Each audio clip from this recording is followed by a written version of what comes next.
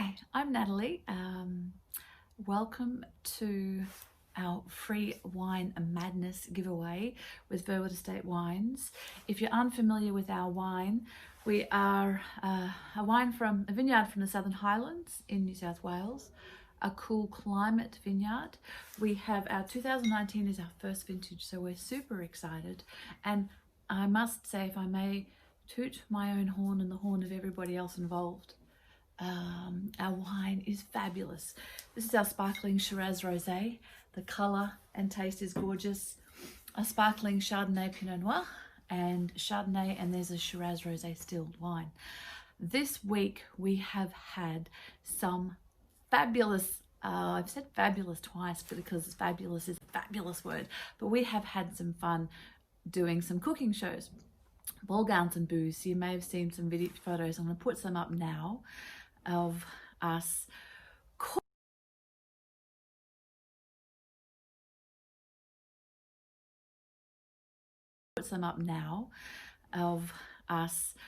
cooking in ball gowns, because what else do you do in ball gowns, and then doing a food wine pairing session with I nearly said fabulous again, with Teddy, our French sommelier, our in-house sommelier, teaching us a little bit about food and wine matching.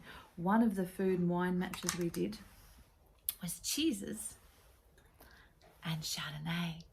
So I am going to do some more research and experimenting as we chat and I give away some wine. Our Chardonnay is really, really good. I'm not a huge dry white wine. I know Chardonnay isn't the driest of whites, but ours is so smooth, and that's a credit to Michelle Crockett, our winemaker.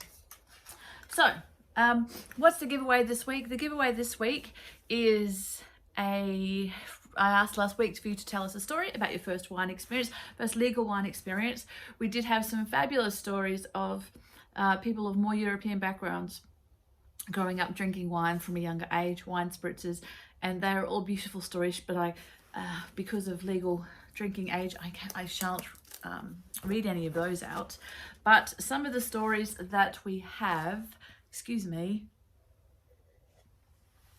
Belinda, I'm meant to be eating the wine. Another good food wine pairing with Chardonnay is strawberries. Strawberries are less messy to eat than cheese. So Belinda said she had a funny wine experience with a young man I was dating during uni. His dad was a wine connoisseur and had many bottles stored in his wine cellar under the staircase. This particular night, he decided to pull out a bottle of Grange. I was completely ignorant to what Grange was and was completely unimpressed with the taste. I actually preferred the $20 bottle of red instead.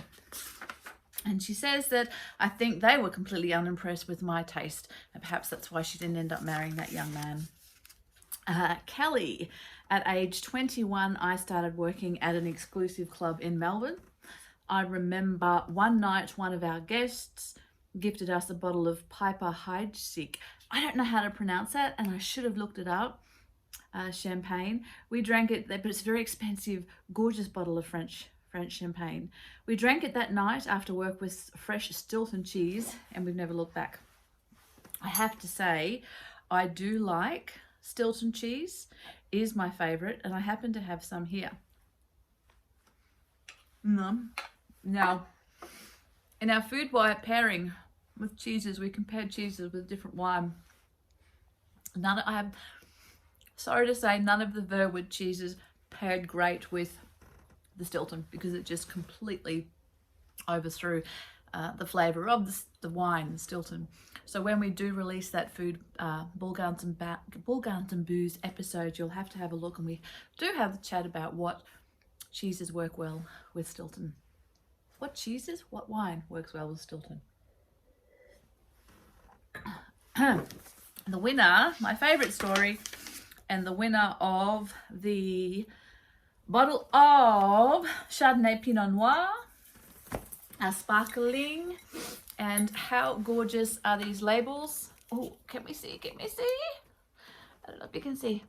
Verwood Estate Chardonnay Pinot Noir 2019. So our winner of this bottle is Marie Gardner. And I loved chatting to Marie. Well, I was actually allowed to drink wine at home occasionally with my parents from quite a young age as a teenager. Might be due to my European background. Chatting further with Marie, I think she said she was Hungarian. My apologies if I've got that wrong. Excuse me. An interesting experience I recall was going to a New Year's Eve party with my new boyfriend, who ended up being my husband.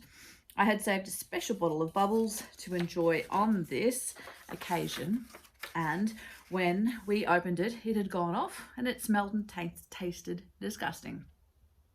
Bit more like vinegar than wine, and it was a very unusual colour, so that spoilt the celebration somewhat.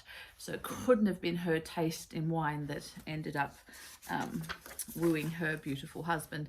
And I chose Maria's story because that was the similar story. If you recall last week, my story of my first wine experience was with Porphyry Sauterne, a very, very, very sweet dessert wine that I was only 18 dating my 21-year-old boyfriend, who also turned out to be my husband. And I thought he was so sophisticated because he drank Porphyry Sauterne, and we drank it with everything. So we didn't just drink it with dessert, we drank it just as wine.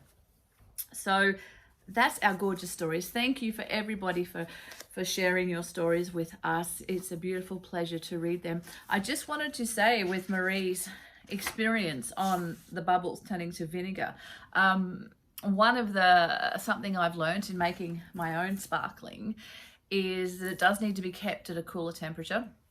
It doesn't last forever like our Chardonnays, and we have a Cabernet Sauvignon being released in August. So those wines will cellar for a while, whereas the sparkling needs to be drunk in the first few years of bottling, and the cooler you keep it, the better. So we have all our wine in a cool fridge that is set at 16 degrees. So if you do have a bottle of sparkling that you are keeping for a special occasion, don't wait forever. But if you are waiting, put it in a fridge and keep it as that temperature. 16 is ideal. You can go down to 12. It's not going to hurt the wine. It will just extend its life. So this week's winner is Marie Gardner.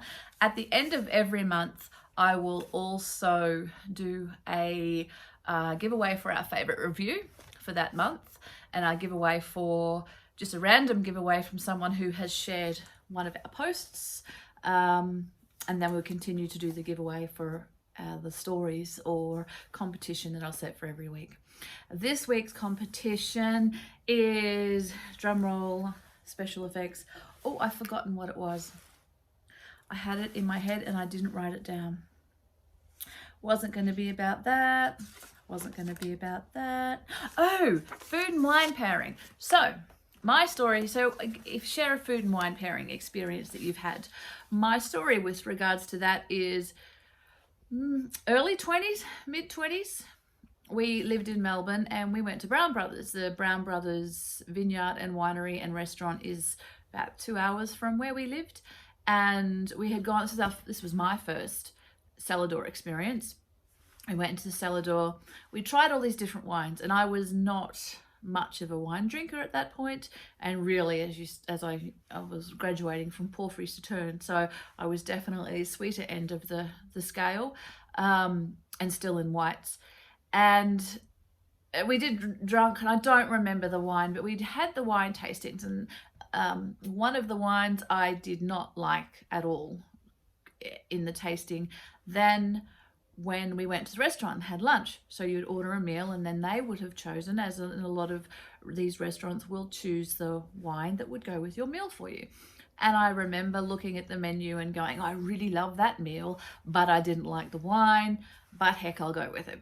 So I ordered this meal, and then I drank the wine and ate when I ate the meal, and it was like a completely different wine.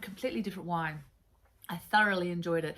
Can't tell you what the meal was, can't tell you what the wine was. It would have been a red, I'm sure. But that for me stuck in my mind of the importance of food and wine pairing. And we have just done 5 sessions of food and wine pairing over the weekend, and I have learned so much from Teddy, and we'll be doing some more, and we'll start airing those in a few weeks. Ball Gardens and Booze, to keep your eye out for that. So this week jump online, either tag Verwood Estate Wines or comment on the event or any of the posts I put regarding this or this video now about your favorite or most memorable food and wine pairing experience. And then next week, same time, 8 o'clock, Monday, I will pick a winner. So cheers. Have a good night.